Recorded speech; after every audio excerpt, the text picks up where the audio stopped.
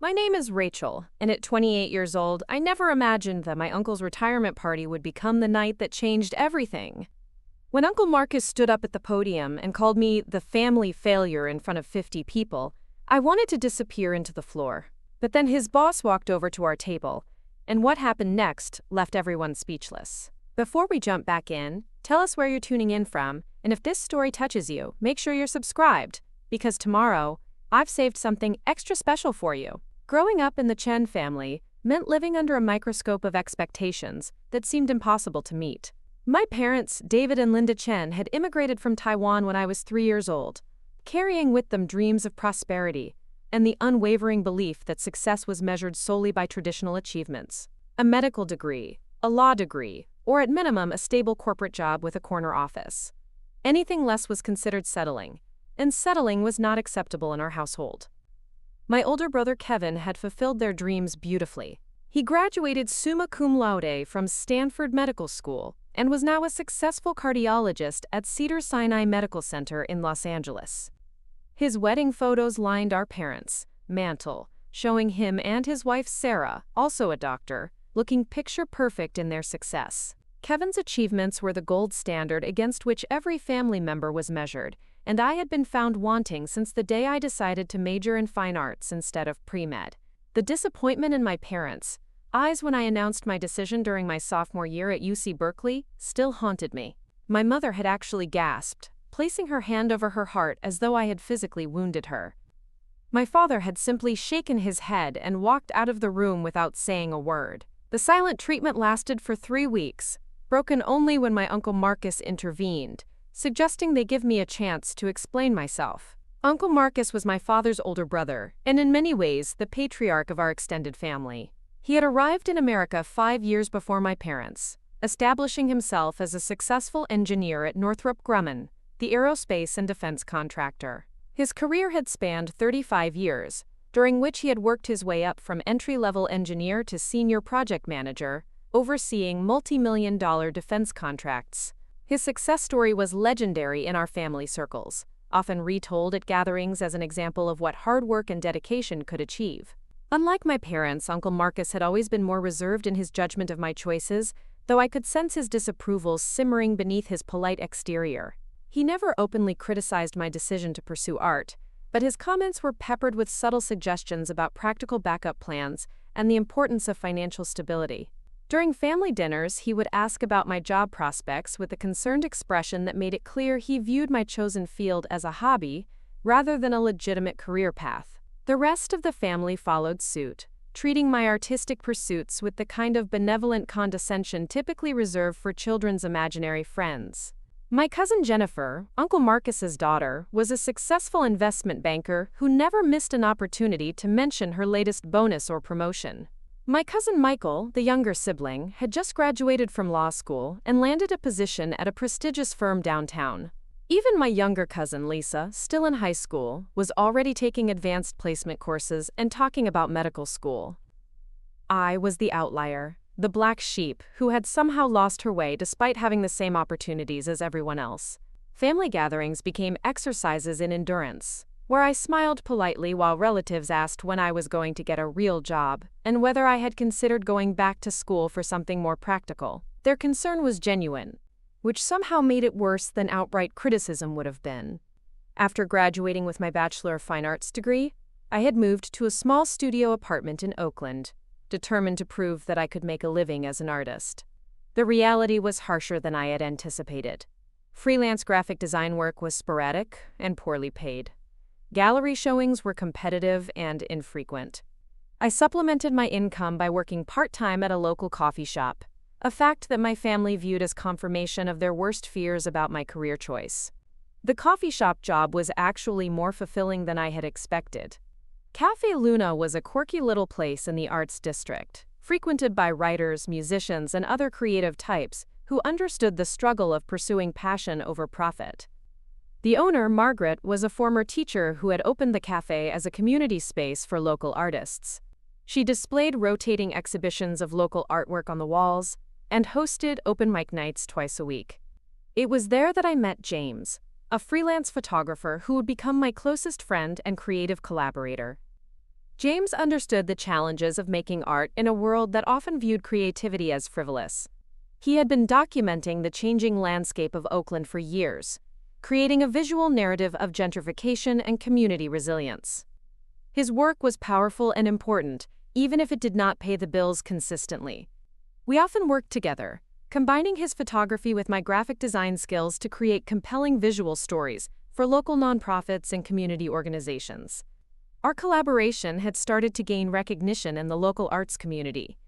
We had been featured in several gallery shows and had begun receiving inquiries about commercial projects.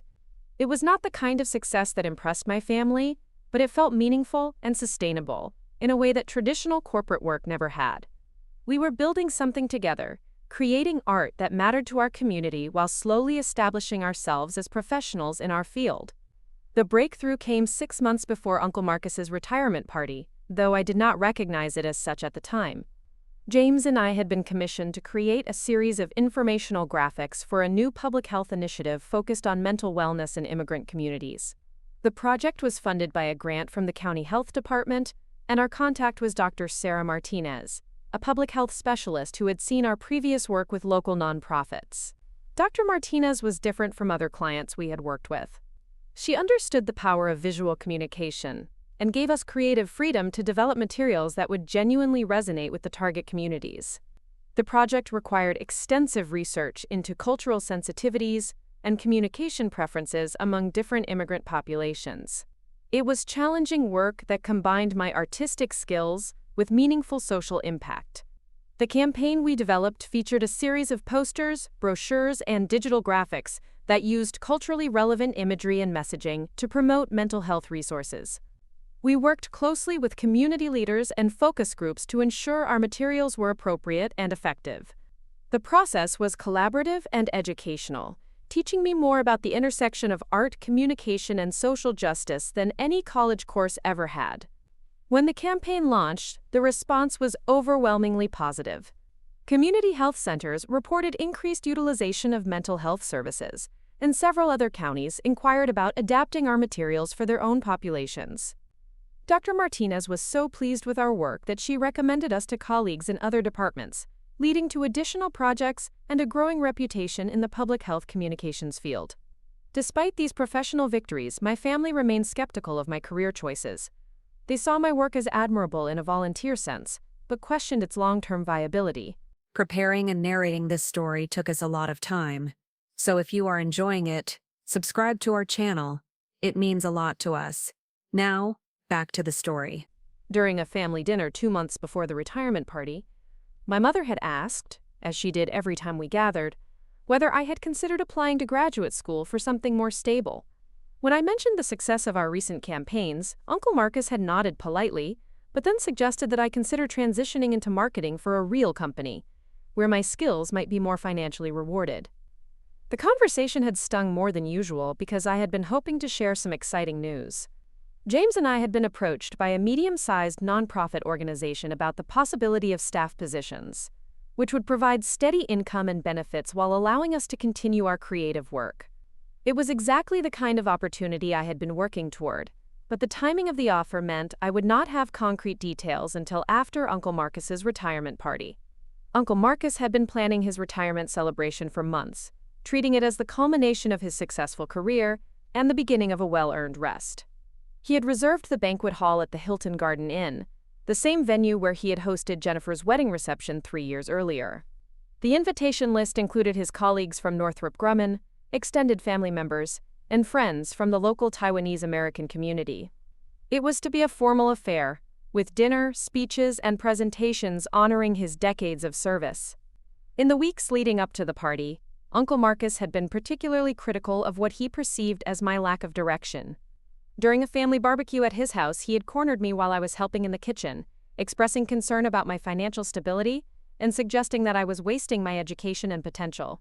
His tone was paternalistic but not unkind, the way someone might speak to a teenager who was making poor choices rather than an adult who had deliberately chosen a different path. "I understand that you enjoy your art, Rachel," he had said while arranging appetizers on a serving platter. "But you need to think about your future practically. You cannot live in that tiny apartment forever, And you certainly cannot expect to support a family on coffee shop wages and occasional art projects. Your parents worked too hard to give you opportunities for you to squander them on unrealistic dreams. His words echoed conversations I had been having with myself for years. The internal voice that questioned whether I was being naive or irresponsible in pursuing my passion. The difference was that Uncle Marcus voiced these doubts with the authority of someone who had achieved conventional success, making them harder to dismiss as mere pessimism. He represented everything my family valued: stability, respect, financial security, and social status within our community. The week before the retirement party, I had been working late at Café Luna, putting finishing touches on a presentation for a potential new client. The coffee shop was closed, but Margaret had given me keys so I could use the space for client meetings and project work. James was there too, editing photos for another project while I fine-tuned design layouts on my laptop. We often worked this way, companionably focused on our individual tasks while providing each other with feedback and support. My phone had rung around 9:30, displaying my mother's number. She rarely called so late unless something was wrong, so I answered immediately, concerned that there might be some family emergency. Instead, she wanted to discuss my outfit for Uncle Marcus's party and remind me of the importance of making a good impression on his colleagues and friends. The conversation revealed her anxiety about how I would be perceived by the broader community, particularly given my unconventional career path. "You know how important this night is for Uncle Marcus," she had said, her voice carrying the weight of unspoken expectations. "Everyone will be there, including his boss and all the senior people from his company. Please try to dress appropriately, and maybe do not mention the coffee shop job unless someone specifically asks.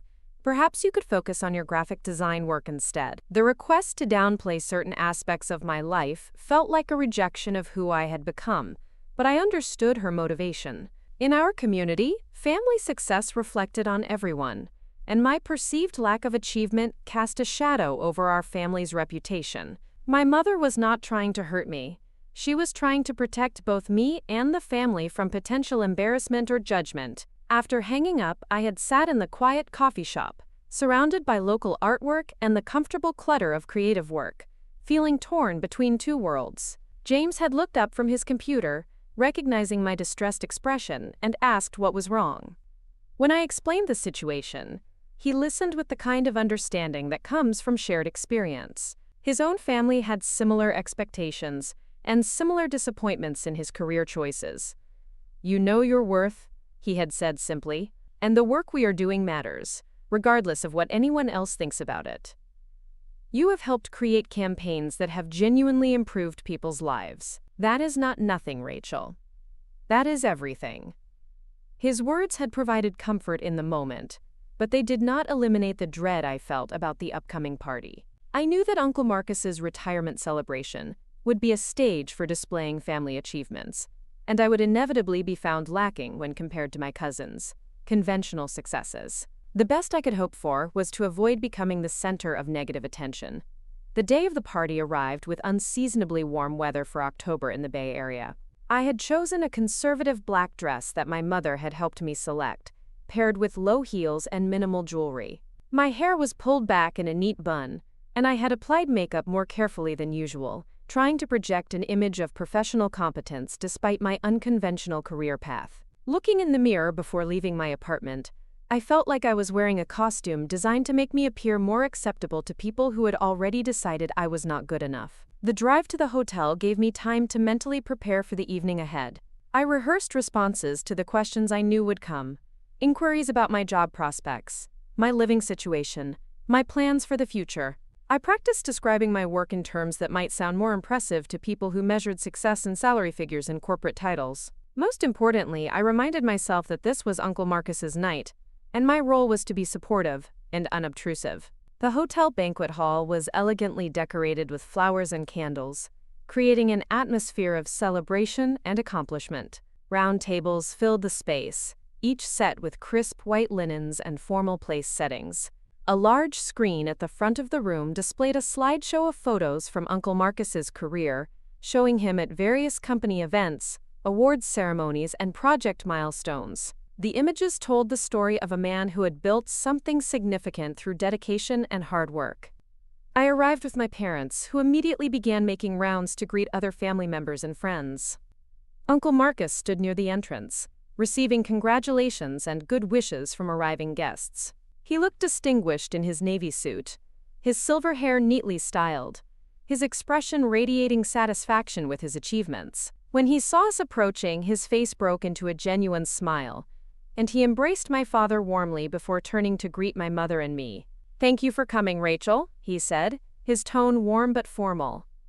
"I hope you will enjoy meeting some of my colleagues tonight. They are accomplished people who might have some interesting perspectives to share with you about career development." His words were well-intentioned, but they carried an implication that I needed career guidance from strangers rather than validation for the path I had already chosen. I smiled and nodded appropriately, saving my energy for the longer evening ahead.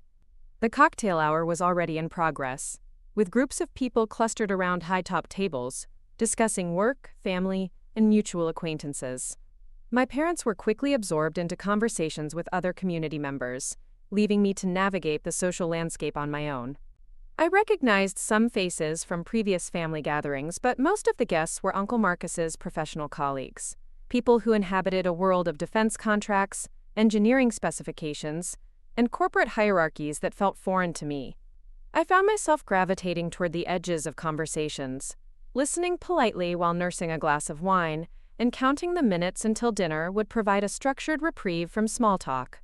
The seating arrangement placed me at a table with my immediate family, plus Jennifer and Michael, my accomplished cousins who were eager to discuss their recent professional victories. Jennifer had just received another promotion and was in the process of house hunting in an expensive neighborhood. Michael had won a significant case for his firm and was being considered for partner track despite his relative youth. Their achievements were impressive and genuinely worthy of celebration, but their success made my own career feel even more precarious by comparison. As dinner was served, Uncle Marcus took the microphone to address the gathered crowd. He spoke eloquently about his gratitude for the opportunities he had been given, the colleagues who had supported him throughout his career, and the family who had provided foundation and motivation for his success. His speech was heartfelt and well-delivered, reflecting the public speaking skills he had developed through decades of client presentations and project meetings. When he began acknowledging family members individually, my stomach tightened with anxiety. He praised Kevin for his medical achievements and his contributions to saving lives. He celebrated Jennifer's rapid rise in the financial sector and Michael's promising legal career. Even Lisa, still in high school, was commended for her academic excellence and bright future prospects. Each acknowledgement was met with applause and proud smiles from relatives who basked in reflected glory. Then his gaze turned to me, and the room seemed to grow quiet as he paused, choosing his words carefully. "And then we have Rachel," he said, his tone shifting subtly from celebration to something more complicated. "My niece who decided to pursue art instead of following the path we had hoped for her.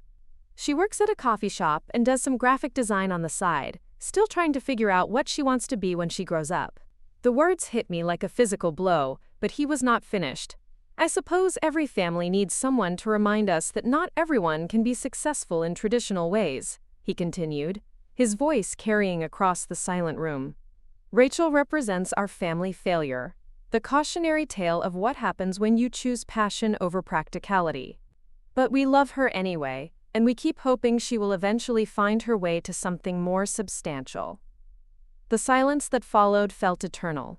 I could feel dozens of eyes on me, some sympathetic, others curious, all witnessing my public humiliation at what was supposed to be a celebration. My face burned with embarrassment and anger, but I forced myself to remain seated, to not cause a scene that would overshadow Uncle Marcus's evening. My parents looked mortified, whether for me or because of me, I could not tell. Jennifer reached over and squeezed my hand under the table, her eyes reflecting genuine sympathy for the first time in years. Michael looked uncomfortable, staring down at his plate as though he could disappear into it. The other guests began to shift in their seats, uncertain how to respond to such an unexpected and brutal assessment of a family member at what should have been a purely celebratory event. Uncle Marcus seemed to realize he had gone too far, But instead of apologizing or attempting to soften his words, he simply moved on to thanking his professional colleagues and friends. The moment passed, but the damage was done. I had been publicly labeled as the family disappointment, the example of what not to do with one's life, in front of 50 people who would remember this moment long after they forgot everything else about the evening. As Uncle Marcus continued his speech, thanking various colleagues for their support and friendship over the years, I noticed a distinguished older man at a nearby table watching me with an expression of interest rather than pity. He appeared to be in his 60s, with silver hair and an expensive suit that suggested senior executive status. Throughout Uncle Marcus's continued remarks, this man's attention kept returning to me, his expression thoughtful and assessing rather than judgmental. When Uncle Marcus finished his speech and the applause died down, I excused myself from the table, needing a moment to compose myself away from the scrutiny of the crowd. I made my way to the restroom, where I splashed cold water on my wrists and took several deep breaths, trying to process what had just happened. The face in the mirror looked back at me with a mixture of hurt and determination that surprised me. Instead of feeling defeated, I was beginning to feel angry, and anger was more useful than shame. When I returned to the dining room, the older man I had noticed earlier was standing beside my table, engaged in conversation with my parents. As I approached, he turned to me with a warm smile and extended his hand in greeting. "You must be Rachel," he said, his voice carrying a slight accent that I could not immediately place. "I am Robert Steinberg, your uncle's boss at Northrop Grumman. Could I speak with you privately for a moment?" The request surprised everyone at the table, including me. Uncle Marcus, who had been circulating among the guests accepting congratulations, hurried over when he noticed his supervisor talking to our family. "Robert," he said, slightly out of breath from his quick walk across the room, "I see you have met my niece Rachel. I hope she has not been bothering you with any of her artistic pursuits." "Actually," Robert replied, his tone measured and professional, "I asked to speak with her because I believe we may have some mutual interests to discuss." "Marcus, could you give us a few minutes alone?" The request was politely phrased but carried the unmistakable authority of someone accustomed to having his wishes respected. Uncle Marcus looked confused and slightly worried, but he nodded and stepped back, rejoining a group of his colleagues near the bar. "Rachel," Robert said, gesturing toward an empty table away from the crowd, "I understand you work in graphic design and visual communications. Is that correct?" I nodded, uncertain where this conversation was heading, but grateful for any distraction from the lingering embarrassment of Uncle Marcus's speech. "I specialize in public health communications," I said, finding my voice. "I create materials that help communities access important health and social services." Robert's expression brightened with genuine interest. "That is fascinating work," he said as we settled into chairs at the quiet table. "You know, Northrop Grumman has been expanding our corporate social responsibility initiatives, particularly in community health and education. We have been looking for someone with exactly your skill set to help us develop more effective outreach materials for our community programs." I stared at him, certain I had misunderstood. "Are you offering me a job?" I asked, my voice barely above a whisper. Robert smiled, expression that transformed his formal features into something much warmer. "I am offering you an opportunity to discuss a potential position," he clarified. "Our corporate communications department has been tasked with developing a new community engagement strategy, and we need someone who understands how to create compelling visual narratives that resonate with diverse audiences." The position he described sounded like everything I had been working toward: meaningful work that combined my artistic skills with social impact, steady income that would provide financial security, and the kind of professional recognition that might finally prove to my family that my unconventional path had led somewhere valuable. But it also felt surreal, like an opportunity that belonged to someone else's life rather than mine. "I should mention," Robert continued, "that I am familiar with your work already. My daughter, Dr. Sarah Martinez, has spoken very highly of the campaigns you developed for the county health department. She was particularly impressed with your ability to translate complex health information into accessible, culturally sensitive materials. When I heard your uncle mention your name tonight, I realized you were the same Rachel whose work Sarah had been praising. The connection hit me like lightning. Dr. Sarah Martinez, my client and advocate, was the daughter of Uncle Marcus's boss. The work that my family dismissed as hobby projects had been creating ripples in professional circles I never knew existed. The campaigns that Uncle Marcus considered evidence of my failure had been building a reputation that reached into his own workplace. Sarah specifically recommended that I reach out to you if we ever had an appropriate opening, Robert explained. She believes you have the rare combination of artistic talent and strategic thinking that we need for this new initiative. The position would involve developing comprehensive communication strategies for our community partnerships, overseeing a small team of designers and communications specialists, and working directly with our executive leadership team on corporate social responsibility initiatives. As he outlined the details of the potential position, I found myself thinking about all the conversations I had endured about my lack of direction and practical career planning. Here was Robert Steinberg, offering me exactly the kind of opportunity my family had always insisted was impossible in the arts. The salary range he mentioned was significantly higher than anything I had imagined possible in my field, and the benefits package included health insurance, retirement contributions, and professional development funding. The irony was almost overwhelming. Uncle Marcus had spent the evening humiliating me for my career choices, labeling me the family failure in front of his professional colleagues. Now his own boss was offering me a position that would validate every decision I had made and provide the financial stability my family had always insisted was impossible through artistic work. The reversal felt like something from a dramatic film rather than real life. I would need to see a portfolio of your recent work, Robert continued, and we would want to schedule a formal interview with our HR department and the communications team leadership. But based on Sarah's recommendation and what I know about the projects you have completed, I am confident we could move quickly through the process if you are interested. I managed to express my interest and provide him with my contact information, though part of me still wondered if this conversation was actually happening. Robert promised to have someone from his team reach out to me within the next few days to schedule the formal interview process. As we concluded our conversation, he mentioned that he had been watching the room's reaction to Uncle Marcus's earlier comments about me. I have to say, he remarked with a slight smile, I was impressed by how you handled that situation. Public humiliation can reveal a lot about someone's character, and you showed remarkable composure and dignity. Those are qualities we value highly in our leadership team.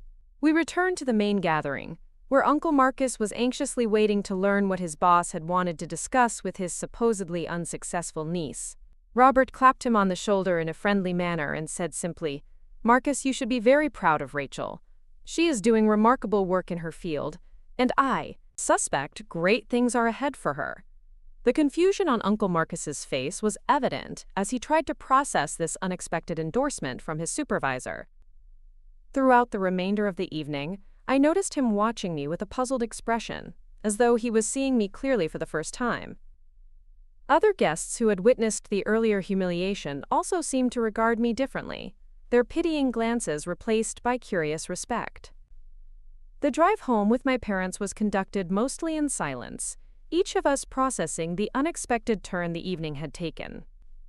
My mother finally spoke as we pulled into their driveway, her voice tentative and questioning.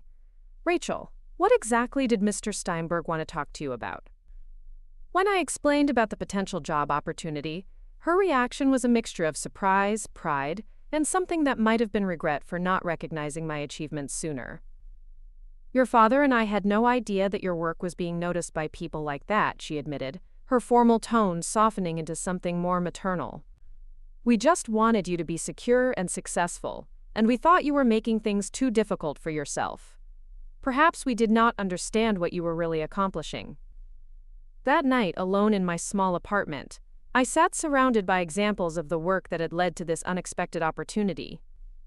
The posters and brochures I had created, the digital campaigns that had reached thousands of people, the collaborations with James that had started to change how local organizations approached visual communication.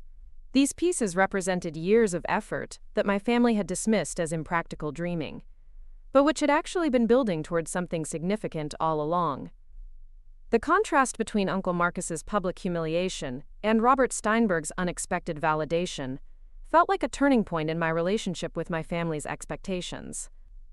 For years, I had internalized their disappointment, allowing their definition of success to overshadow my own sense of accomplishment.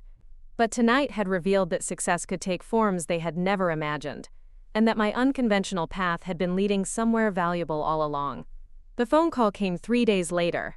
Just as Robert had promised, Sarah Martinez called personally to congratulate me on the opportunity and to offer her continued support throughout the interview process.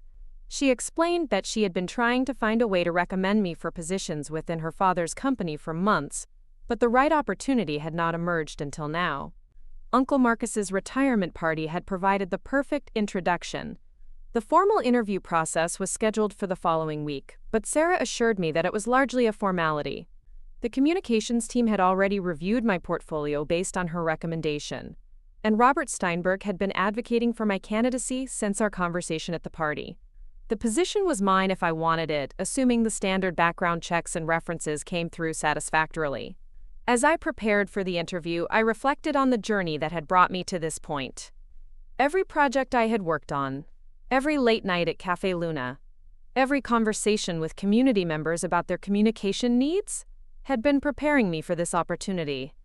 The skills I had developed through years of freelance work, the relationships I had built with clients and collaborators, the reputation I had earned in the nonprofit sector, had all contributed to creating this moment. The interview itself went smoothly, with the communications team expressing enthusiasm for my approach to visual storytelling and community engagement. They were particularly interested in my experience working with diverse populations and my ability to translate complex information into accessible formats. The role they described would allow me to expand on everything I had been doing, but with greater resources and organizational support. When they offered me the position formally, the salary was even higher than Robert had initially mentioned, and the benefits package was more comprehensive than anything I had ever imagined having access to. More importantly, the work itself aligned perfectly with my values and interests, providing an opportunity to create meaningful impact while building a sustainable career. The news of my job offer spread through the family quickly, generating a mix of surprise, pride, and what seemed like relief that I had finally found my way to conventional success. Uncle Marcus called personally to congratulate me, his tone markedly different from our previous conversations. He apologized for his comments at the retirement party, claiming he had been worried about my future and had expressed himself poorly. "I understand now that you were building something I did not recognize," he said, his voice carrying genuine remorse. "Robert has been telling everyone at work about your accomplishments, and I realize I was seeing only what I expected to see rather than what was actually happening. I hope you can forgive an old man for being too set in his ways to appreciate new forms of success." His apology was gracious and seemed heartfelt, but it also highlighted how easily family members could dismiss achievements that did not fit their preconceived notions of worthwhile careers. I wondered how many other young people had been discouraged from pursuing their passions by well-meaning relatives who could not envision success outside traditional parameters. The transition from freelance artist to corporate communications director was smoother than I had anticipated. My new colleagues welcomed my community-based perspective and were eager to learn from my experience working directly with the populations they hoped to serve. The resources available through Northrop Grumman allowed me to expand projects beyond what had been possible with nonprofit budgets, while maintaining the community focus that had always driven my work. James and I continued our collaboration, with him joining several of the corporate projects as a contracted photographer. The partnership that had begun in a coffee shop had evolved into a professional relationship that brought both of us into corporate circles we never thought we could access. Our work was being implemented on a larger scale, reaching more people and creating greater impact than either of us had imagined possible. 6 months after Uncle Marcus's retirement party, I was invited to present our community engagement strategy to the company's board of directors. Standing in that boardroom, explaining how visual communication could bridge gaps between corporations and communities, I thought about the evening when I had been publicly labeled the family failure. The woman presenting corporate strategy to executives bore little resemblance to the humiliated niece who had sat silently while her achievements were dismissed. The presentation was well received, leading to expanded funding for community programs and recognition within the company for innovative approaches to corporate social responsibility. More importantly, it demonstrated that the path I had chosen, despite its unconventional nature, had led to exactly the kind of meaningful, well-compensated work that my family had always claimed was impossible in the arts. The annual family gathering that year had a different tone than previous years. Instead of defensive explanations about my career prospects, I found myself discussing projects, team management, and strategic planning with relatives who finally saw my work as legitimate. Uncle Marcus, now several months into his retirement, made a point of praising my accomplishments to anyone who would listen, as though making up for his previous dismissiveness through enthusiastic support. But the most meaningful validation came not from family recognition, but from the letters and emails I began receiving from community members whose lives had been touched by the programs I helped develop.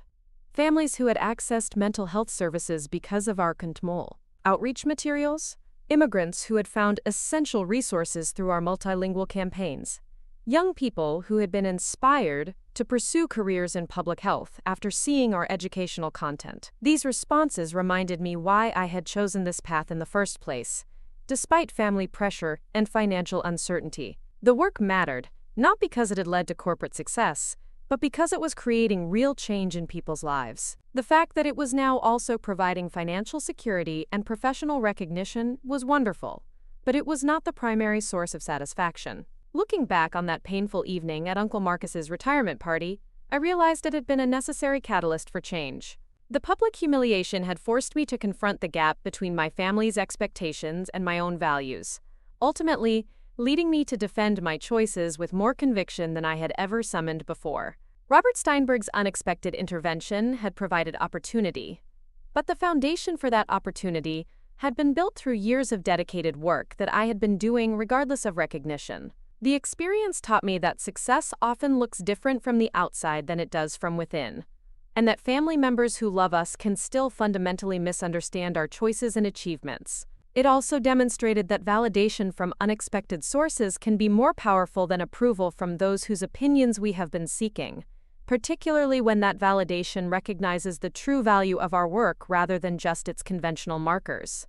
As I settled into my new role and began building the kind of life I had always imagined but never quite believed possible, I carried with me the lessons learned from being called the family failure. The label had been meant to diminish me, but it had ultimately freed me from the burden of living up to others' expectations and allowed me to pursue success on my own terms. Sometimes the most painful moments in our lives create space for the most significant growth, and sometimes the people who doubt us most provide the motivation we need to prove them spectacularly wrong. The weeks following my conversation with Robert Steinberg felt surreal, as though I was living someone else's life while my real existence waited in the wings. The formal interview process moved swiftly just as he had promised, but the psychological adjustment to this dramatic shift in my circumstances proved more challenging than I had anticipated.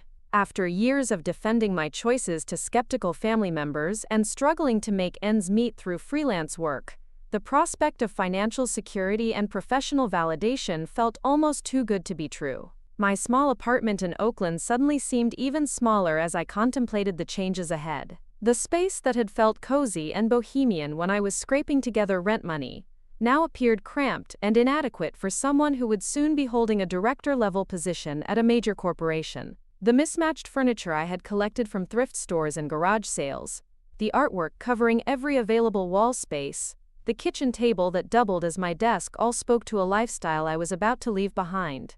James visited 3 days after the retirement party, bringing coffee and pastries from Café Luna, along with his characteristic blend of excitement and skepticism about my sudden career development. He settled into my worn armchair, the one I had rescued from a sidewalk and reupholstered myself, and listened intently as I recounted the details of my conversation with Robert Steinberg.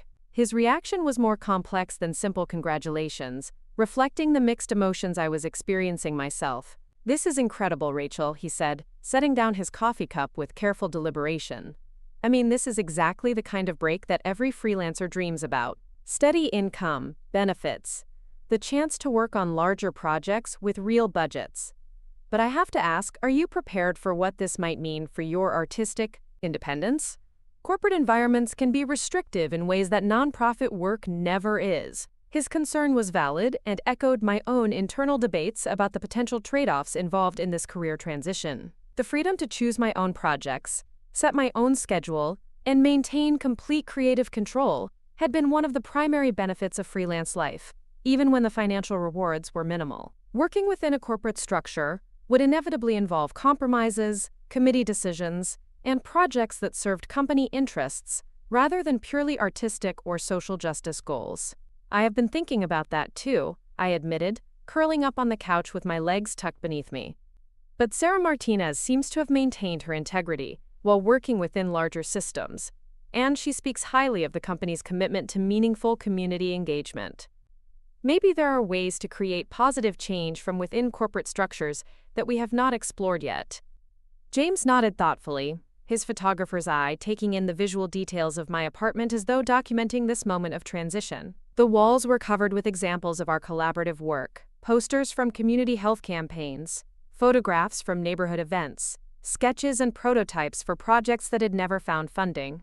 This collection represented years of creative partnership and shared commitment to using art for social change.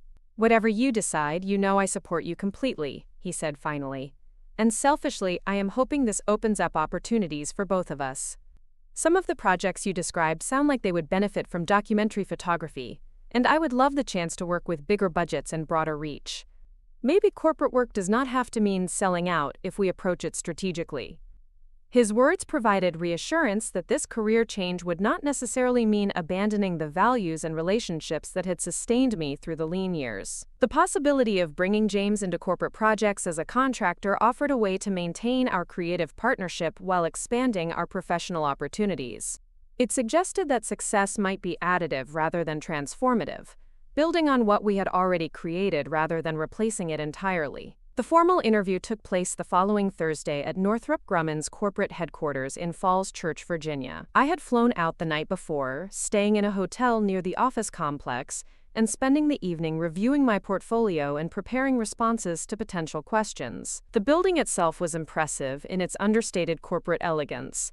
Glass and steel construction surrounded by carefully maintained landscaping, with security checkpoints and visitor badges that reinforced the serious nature of the company's defense contracting work. Sarah Martinez met me in the lobby, her professional demeanor softened by genuine warmth, as she guided me through the security process and up to the communications department offices. She had been instrumental in arranging this opportunity, and her presence during the interview process provided both moral support and credibility with the hiring committee. As we walked through the corridors lined with displays showcasing the company's technological achievements, she offered insights into the corporate culture and expectations. "The communications team values innovation and fresh perspectives," she explained as we approached the conference room where the interview would take place. "They have been frustrated by their inability to effectively reach diverse communities through traditional corporate outreach methods. Your experience working directly with immigrant populations and understanding cultural communication preferences is exactly what they need to achieve their community engagement goals." The interview panel consisted of 5 people: the current communications director, who would be my immediate supervisor, the head of corporate social responsibility, a representative from human resources, a senior project manager from the engineering division, and Robert Steinberg himself. Their questions were thorough but respectful, focusing on my experience with cross-cultural communication, my approach to translating complex technical information into accessible formats, and my vision for expanding the company's community engagement initiatives. I presented a detailed case study of the mental health campaign James and I had developed for the county health department, walking through our research methodology, design decisions, cultural considerations, and measurable outcomes. The panel was particularly interested in our collaborative process with community leaders and focus groups, recognizing that this participatory approach was something their previous outreach efforts had lacked. The engineering manager asked probing questions about my ability to understand and communicate technical concepts, expressing concern that my arts background might not provide sufficient foundation for explaining aerospace and defense technologies to public audiences. This was exactly the kind of skepticism I had anticipated, and I was prepared with examples of how I had successfully translated complex public health research into clear, compelling visual narratives. Technical accuracy is essential, I acknowledged, but it must be balanced with emotional resonance and cultural relevance if we want to genuinely connect with diverse communities. My role would not be to become an engineer, but to bridge the gap between technical expertise and public understanding by finding the human stories within technological achievements. Robert Steinberg listened carefully throughout the interview, occasionally asking follow-up questions that revealed his deep understanding of both corporate communications challenges and community relations dynamics. His presence on the panel sent a clear message about the importance the company placed on this position and their commitment to finding the right candidate. When the formal questioning concluded, he addressed me directly with a question that surprised everyone in the room. "Rachel," he said, leaning forward slightly in his chair, "your uncle's assessment of your career choices at the retirement party was quite harsh. How did that experience affect your perspective on your professional accomplishments, and what would you say to other young people who are facing similar family pressure to abandon their artistic pursuits?" The question was unexpected and deeply personal, requiring me to articulate thoughts and feelings I was still processing myself. The other panel members shifted uncomfortably, perhaps wondering if this line of inquiry was appropriate for a job interview. But I recognized that Robert was testing something beyond my technical qualifications. My resilience, my ability to maintain perspective under criticism, and my commitment to my chosen path, despite external pressure. "That evening was painful," I replied honestly, "but it also clarified something important for me." My uncle's criticism was based on his assumption that success can only be measured through traditional metrics like salary and social status. But the work I have been doing has created measurable positive impact in people's lives, and that impact has value regardless of whether it fits conventional definitions of professional achievement. Young people facing similar pressure need to understand that there are many different forms of success, and that meaningful work often requires patience and persistence before it receives external recognition. My response seemed to satisfy the panel, and the remainder of the interview focused on practical details about start dates, reporting structures, and initial project priorities. By the time we concluded, I felt confident that I had presented myself authentically while demonstrating my qualifications for the position. Sarah walked me back to the lobby, her encouraging smile suggesting that the interview had gone well from her perspective as well. The formal job offer arrived via email 2 days later, accompanied by a detailed benefits package that exceeded even Robert's optimistic projections. The salary was nearly double what I had earned in my best freelance year, and the comprehensive health insurance, retirement contributions, and professional development allowances provided security I had never experienced before. More importantly, the position description outlined responsibilities that aligned perfectly with my interests and expertise, suggesting that this role had been crafted specifically to utilize my unique background and skills. Accepting the offer required only a brief moment of consideration. This opportunity represented everything I had been working toward: the chance to create meaningful impact at scale, financial stability that would allow me to pursue personal projects without constant worry about basic expenses, and professional recognition that might finally convince my family that my unconventional path had led somewhere valuable. The decision felt inevitable, as though my entire career had been building toward this moment. Margaret, the owner of Café Luna, was both thrilled and sad when I gave notice about my part-time position there. She had watched me develop my skills and build my reputation over the past few years, providing not just employment but also community and creative inspiration during the challenging early stages of my career. Her small coffee shop had been more than a workplace. It had been an incubator for the artistic vision that was now being recognized by major corporations. "You have grown so much since you started working here," she said as we shared coffee during my final shift. "I always knew you were destined for bigger things, but I am going to miss having your energy and creativity around here every day. Promise me you will not let corporate life dull that artistic edge that makes your work so special." Her words echoed my own concerns about maintaining my creative integrity while working within a large corporate structure. The transition from freelance independence to corporate employment would require careful navigation to ensure that I could fulfill my professional responsibilities while preserving the values and artistic vision that had brought me to this opportunity in the first place. The farewell gathering that my friends organized at Café Luna was smaller but more meaningful than any family celebration had ever been. James, Margaret, several local artists whose work I had supported over the years, and clients from various nonprofit projects came together to celebrate this career milestone. Their presence reminded me that success was not just about individual achievement, but also about the community of supporters who had believed in my vision, even when others doubted it. Dr. Sarah Martinez surprised me by attending the gathering, bringing with her a bottle of champagne and heartfelt congratulations on behalf of her father and the entire Northrop Grumman communications team. Her presence bridged my old life and new opportunity, symbolizing the continuity between my community-based work and the corporate position that would allow me to expand that impact. "I want you to know," she said as the evening wound down, "that this opportunity exists because of the excellent work you were already doing, not in spite of your unconventional background. The company needs people who understand community engagement from the ground up, and your experience working directly with diverse populations provides insights that cannot be learned in business school or corporate training programs." Her reassurance addressed my persistent fear that I was somehow unqualified for this level of professional responsibility, despite evidence to the contrary. The imposter syndrome that afflicted many people in transition from alternative careers to corporate environments was particularly acute for someone who had been regularly told that her chosen path was impractical and unlikely to lead to stable employment. My parents' reaction to the job offer was complex, reflecting years of worry about my financial stability, mixed with pride in my eventual success, and perhaps some guilt about their previous lack of support for my career choices. My mother called the evening after I shared the news, her voice carrying emotions she struggled to articulate clearly. "Your father and I are so proud of you, Rachel," she said, her formal English softened by genuine maternal warmth. "We never understood what you were building with your art projects, but it seems you knew something we did not.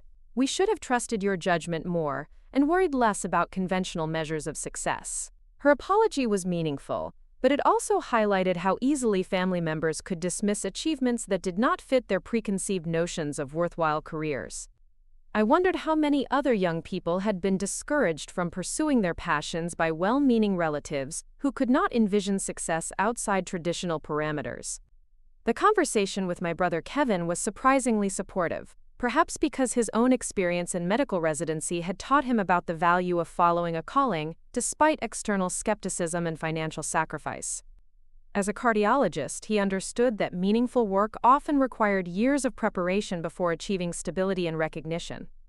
"I have to admit, I never fully understood what you were doing with your graphic design work," he said during a phone call from Los Angeles. "But clearly you were building something significant while the rest of us were focused on more obvious markers of success. Your path took longer to show results, but it seems like it was worth the patience and persistence."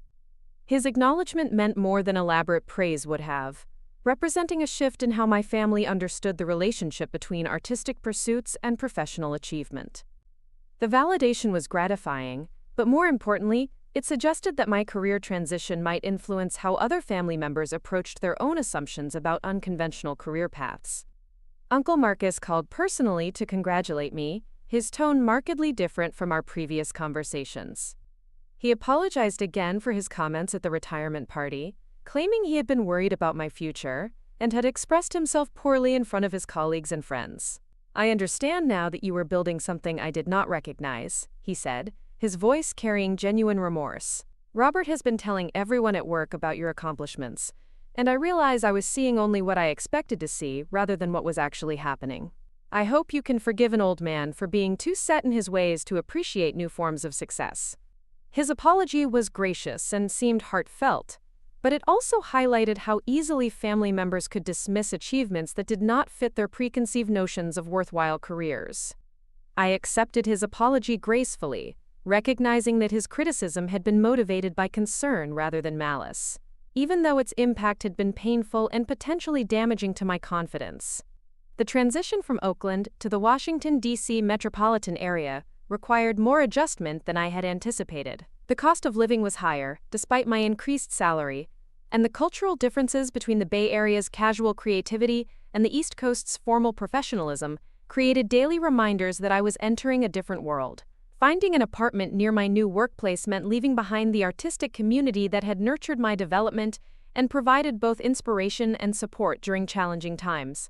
I eventually settled on a one-bedroom apartment in Arlington, Virginia, within walking distance of the metro station that would take me to work each day. The space was larger and more modern than my Oakland apartment, with clean lines and neutral colors that felt sophisticated but somehow sterile compared to the eclectic warmth of my previous home.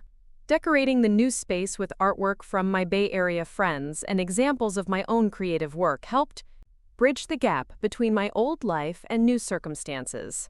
James visited during my first month in Virginia, bringing with him a portfolio of his latest photography projects and an infectious enthusiasm about the possibilities our continued collaboration might create. We spent the weekend exploring Washington, D.C.'s museums and galleries, analyzing how major institutions approached visual communication and community engagement.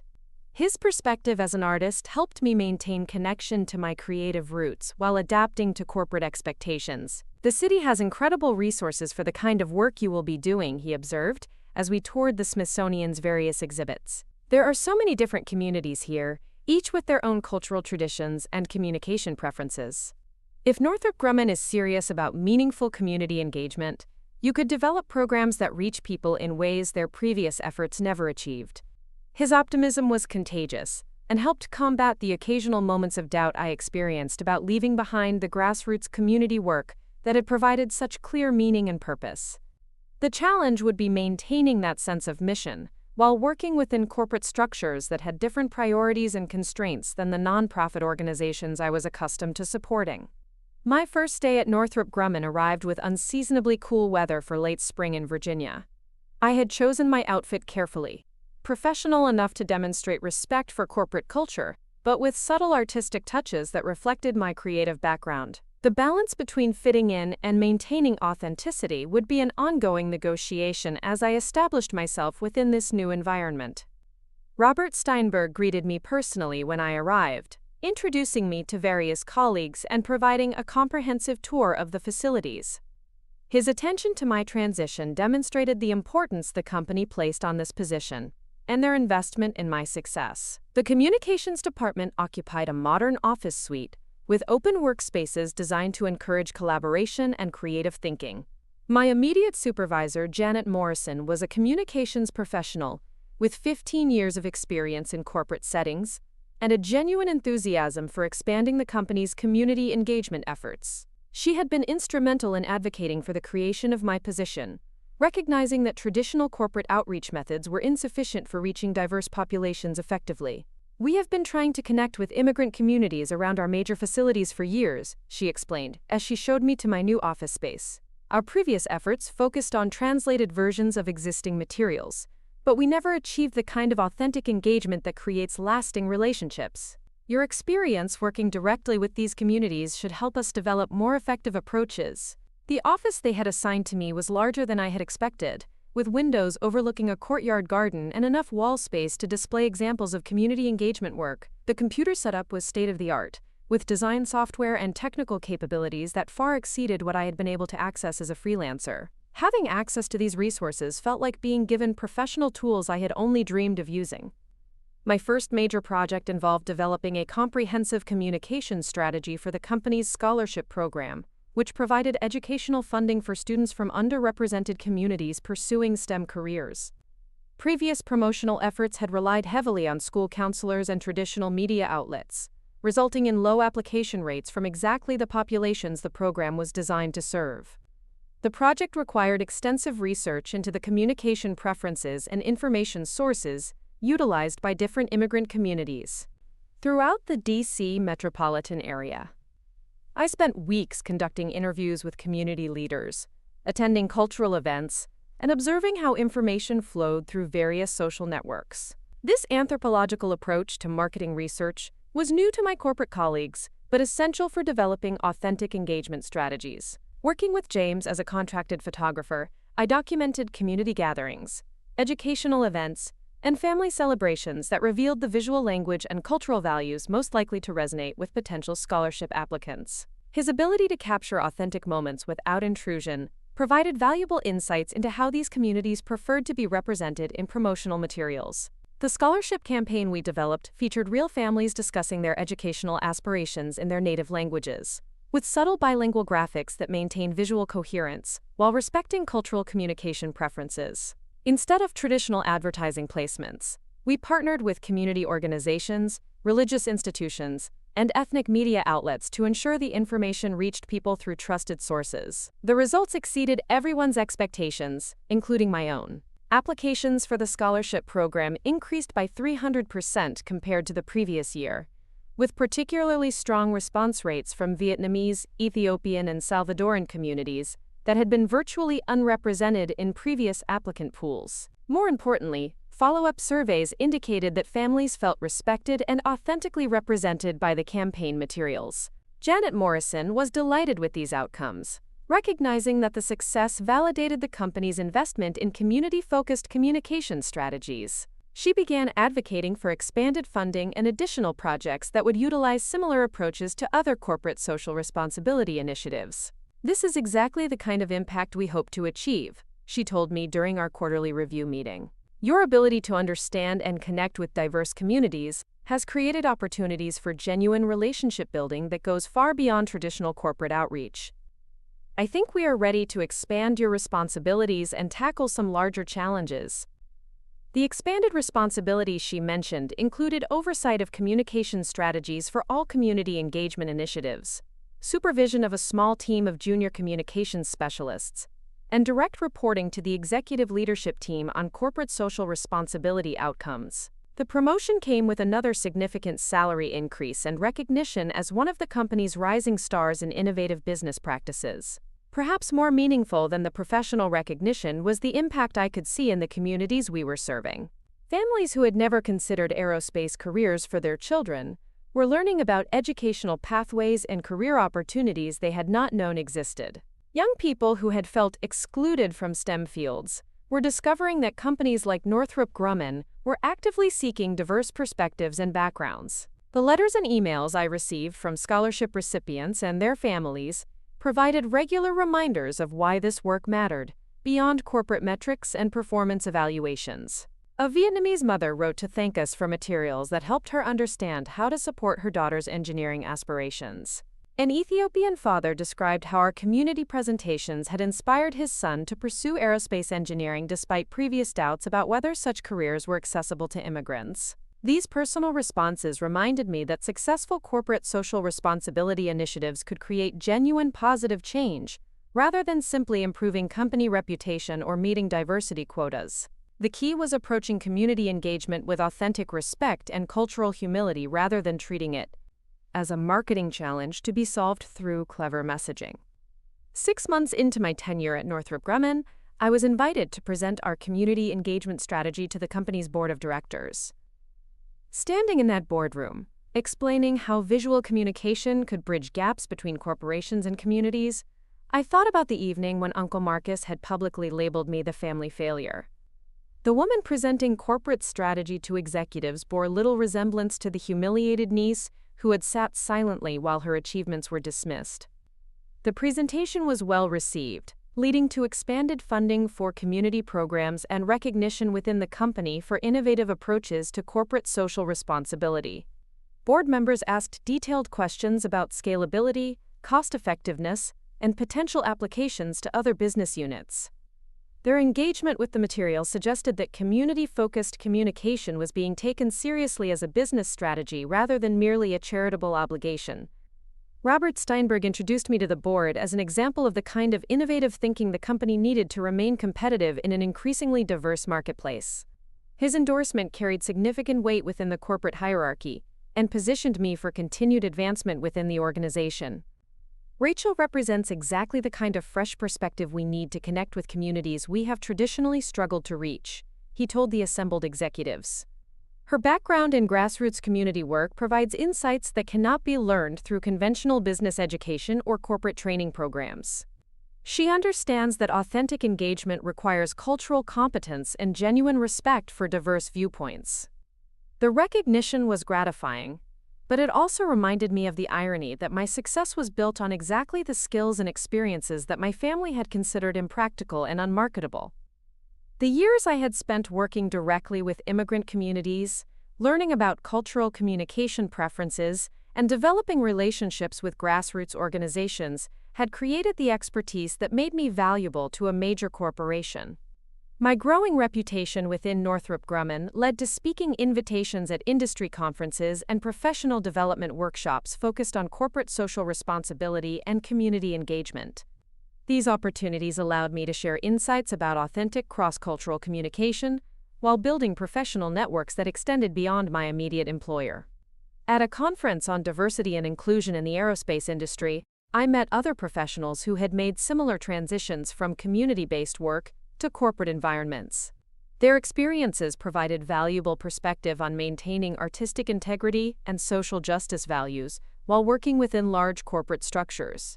Many had found ways to use their corporate positions to create positive change while building sustainable careers. The conference presentations also connected me with potential clients for James's photography work, expanding our collaborative opportunities beyond Northrop Grumman projects. Several other companies expressed interest in developing community engagement campaigns similar to those we had created, suggesting that our approach might have broader applications across different industries and geographic regions. James flew to Washington for one of these conferences, both to provide photography services and to explore potential opportunities for expanding his own practice. His presence reminded me of the creative partnership that had sustained me through the uncertain years of freelance work and continued to provide inspiration even within my corporate role. "You have managed to maintain your artistic vision while building a successful corporate career," he observed as we reviewed examples of our recent collaborative projects. "I was worried that working within such a large organization might compromise your creativity, but it seems like you have found ways to use corporate resources to amplify the kind of work we were already doing." His assessment was accurate. Rather than abandoning my artistic values, I had found ways to integrate them into corporate strategies that achieved both business objectives and social impact goals. The key was approaching each project with the same cultural humility and community focus that had guided my nonprofit work, while utilizing the expanded resources and broader reach that corporate employment provided. The annual performance review that concluded my first year at Northrop Grumman included recommendations for continued advancement and recognition as one of the company's most successful recent hires. Janet Morrison praised my ability to develop innovative communication strategies while building productive relationships with diverse community partners. Her evaluation positioned me for promotion to a senior director role with responsibility for coordinating community engagement efforts across multiple business units. More importantly, the performance review included feedback from community partners who had worked with our team on various projects. Their comments reflected appreciation for respectful collaboration and authentic representation in corporate communications. Several organizations specifically requested continued partnership with Northrop Grumman based on their positive experiences with our community engagement approach. This external validation was particularly meaningful because it came from the communities I had been trying to serve, rather than corporate supervisors evaluating my performance against business metrics.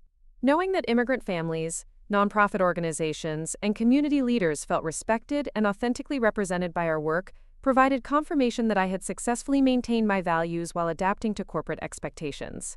The holiday season brought invitations to various family gatherings, where my career transformation had become a frequent topic of conversation. Uncle Marcus, now well into his retirement, made a point of praising my accomplishments to anyone who would listen, as though making up for his previous dismissiveness through enthusiastic support. At Christmas dinner, he regaled the assembled relatives with stories about my presentations to corporate executives and my growing reputation within the aerospace industry. His pride was genuine, but it also highlighted how dramatically family perceptions could change once achievements aligned with recognizable markers of conventional success. "I have been telling all my former colleagues about Rachel's innovative work," he announced to the dinner table. Robert Steinberg mentions her accomplishments at every company event, and several other organizations have been trying to recruit her away from Northrop Grumman. She has become quite the success story. The attention was flattering but also somewhat uncomfortable, given how recently these same family members had viewed my career choices as evidence of poor judgment and impractical idealism. Their enthusiasm for my corporate achievements felt less meaningful than the quiet support James and my creative community had provided during the uncertain years when success was measured by impact rather than salary. My cousin Jennifer, whose investment banking career had previously been held up as the example I should emulate, seemed genuinely interested in learning about community engagement strategies and their applications to financial services. Her questions suggested that she was beginning to recognize the value of approaches that prioritized relationship building over purely transactional client interactions. "I have been thinking about your presentation style and how it might apply to our client development efforts," she said during a private conversation after dinner. "We struggle to connect with immigrant business owners who could benefit from our services but do not trust traditional financial institutions. Your community-based approach might help us build more authentic relationships." Her interest in adapting my methods to her own professional challenges suggested that my career path might influence how other family members approached their work, even within conventional corporate environments. The possibility that my unconventional background might inform their more traditional careers represented an unexpected reversal of previous family dynamics. The conversation with Jennifer also revealed how my success had shifted family perceptions of artistic and community-based careers more broadly. Kevin mentioned that he had been encouraging medical students to consider public health applications for their clinical training, recognizing that community engagement skills were increasingly valuable, even within traditional medical practice. "Your experience bridging different communities has made me think differently about patient communication and health education," he explained. "Medical training focuses heavily on technical competence, but often neglects the cultural humility and communication skills that are essential for serving diverse populations effectively." These family conversations suggested that my career transition had created ripple effects beyond personal validation, potentially influencing how other family members understood the relationship between artistic skills and professional success. The recognition was gratifying, but it also reminded me that external validation, while nice, was less important than the intrinsic satisfaction of doing meaningful work. As my second year at Northrop Grumman began, I found myself reflecting on the journey that had brought me to this point and considering what directions my continued professional development might take.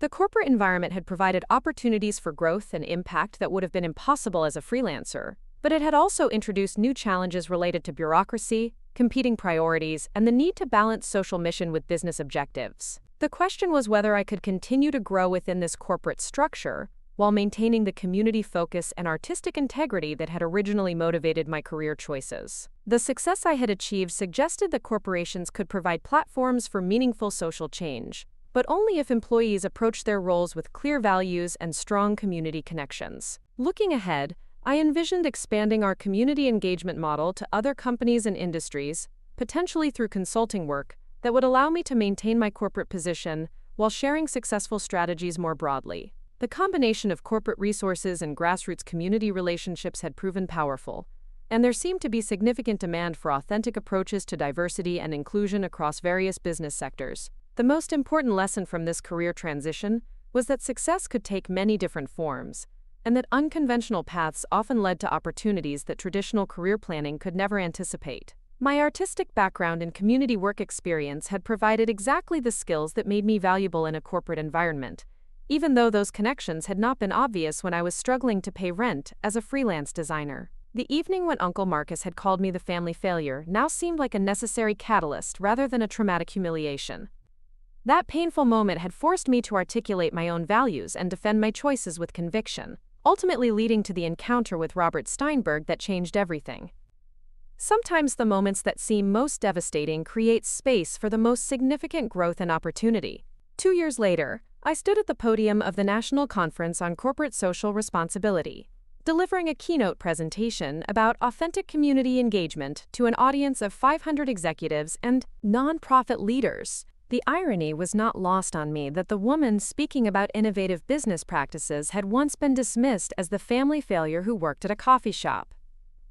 The transformation felt complete, yet somehow entirely consistent with who I had always been beneath the surface. The presentation that day focused on the scholarship program that had launched my corporate career, but it had evolved far beyond those initial efforts. We had expanded the model to include mentorship components, family engagement initiatives, and partnerships with community colleges that created pathways for students who might not otherwise consider aerospace careers. The program now served as a template for other companies seeking to build genuine relationships with diverse communities rather than simply checking diversity boxes. After my presentation, a young woman approached me during the networking break. She introduced herself as Maria Santos, a recent graduate from one of our partner universities who had received a Northrop Grumman scholarship 3 years earlier. She was now working as an engineer at a smaller aerospace firm and credited our community engagement efforts with helping her family understand the opportunities available in STEM fields. Your presentation at my high school completely changed my mother's perspective on engineering careers, she told me, her eyes bright with gratitude. She had always wanted me to become a teacher or nurse, something she understood and considered respectable for women. But when she saw the materials you created in Spanish, and met other immigrant families whose children were succeeding in aerospace, she realized these careers could be for people like us too. Her words encapsulated everything I had hoped to achieve through this work. The technical aspects of communication strategy and corporate metrics were important. But the real measure of success was stories like Maria's, where our efforts had opened doors that might otherwise have remained closed. These individual transformations created ripple effects that extended far beyond any single company's hiring goals or community relations objectives. Robert Steinberg, now a close mentor and advocate, joined our conversation and shared his own perspective on how the community engagement model had influenced broader corporate strategy. The success of our programs had led to their adoption by other business units and had become a selling point in government contract negotiations, where authentic community relationships increasingly mattered for long-term project sustainability. The approach Rachel pioneered has fundamentally changed how we think about stakeholder engagement, he explained to Maria. What started as communication strategy has evolved into a comprehensive framework for building trust and mutual benefit with the communities where we operate. Other companies are now trying to replicate these methods, but they often miss the essential element of genuine respect and cultural humility that makes them effective. His assessment highlighted something important about the broader implications of this work. While the technical aspects of cross-cultural communication could be taught and replicated, the authentic relationships that made programs successful required genuine commitment to community partnership rather than mere marketing sophistication. The difference between performative diversity initiatives and meaningful engagement lay in the underlying values and long-term vision that guided the work. The conference concluded with an awards ceremony recognizing outstanding innovations in corporate social responsibility. When they announced my name as the recipient of the Emerging Leader Award, I felt a complex mix of pride and humility. The recognition was meaningful, but it also reminded me of all the community partners, nonprofit organizations, and families who had made this work possible through their trust and collaboration. In my acceptance speech, I emphasized that successful community engagement required listening more than speaking, learning more than teaching, and following community leadership rather than imposing external solutions. The award belonged not just to me, but to everyone who had participated in building these programs and making them effective tools for genuine social change. The flight back to Washington gave me time to reflect on how dramatically my life had changed since that painful evening at Uncle Marcus's retirement party. The career that my family had once viewed as evidence of poor judgment and unrealistic expectations had become a model for innovative business practices and social impact. More importantly, I had found a way to create meaningful change while building financial security and professional recognition. James met me at the airport, eager to hear about the conference and the networking opportunities it had provided for our continued collaboration. His photography business had thrived alongside my corporate success, with our partnership opening doors to clients and projects neither of us could have accessed independently. We had proven that artistic collaboration could enhance rather than compromise professional advancement. The drive from the airport took us through neighborhoods where our community engagement programs had created visible impact. We passed community centers where we had hosted information sessions, schools where we had presented scholarship opportunities, and cultural organizations that had become ongoing partners in our outreach efforts. These tangible connections between corporate resources and community benefit provided daily reminders of why the work mattered. That evening, I called my parents to share news of the award and the positive response to my presentation. Their pride was genuine and unconditional, representing a complete reversal from their earlier concerns about my career prospects. More importantly, they had begun to understand that success could be measured by impact and meaning rather than just salary and social status. "We never fully understood what you were building through your art and community work," my mother admitted during our conversation. "But seeing how those experiences prepared you for this level of professional achievement has taught us to trust young people's judgment about their own paths more than we did before. Her acknowledgement meant more than the formal recognition I had received at the conference, representing a fundamental shift in how my family understood the relationship between unconventional career choices and eventual success. The validation was gratifying, but more importantly, it suggested that my experience might influence how other family members approached their own children's educational and career decisions. The months that followed brought new challenges and opportunities as word spread about our community engagement model and its applications to other industries and geographic regions. I began consulting with companies beyond aerospace, helping them develop authentic relationships with diverse communities while maintaining my primary role at Northrop Grumman. The additional income from consulting work provided financial freedom I had never imagined possible during my freelance years. More significantly, the consulting opportunities allowed me to share effective community engagement strategies with organizations that might not otherwise have access to these approaches. Working with smaller companies and nonprofit organizations reminded me of my roots in grassroots community work, while extending the reach and impact of methods we had refined in corporate settings. The circle had come full in ways I never could have anticipated. The skills I had developed through years of struggling as a freelance artist had become the foundation for corporate success and social impact that extended far beyond any single company or project. The rejection and criticism I had endured from well-meaning family members had ultimately motivated me to defend my choices with conviction and clarity that made me more effective in professional settings. 6 months later, Uncle Marcus called to share news that he had been asked to speak about family support and career development at a community event for Taiwanese American families.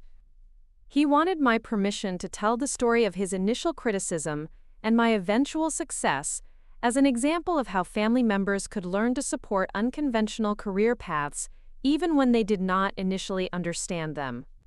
I realize now that my comments at the retirement party were harmful and reflected my own limited understanding of what success could look like, he said, his voice carrying genuine remorse and hard-won wisdom.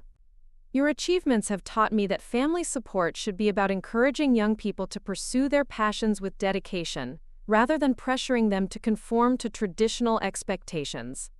His request to share our story publicly represented the final transformation in our relationship and family dynamics. The man who had once called me the family failure was now advocating for other families to support their children's artistic and unconventional career aspirations.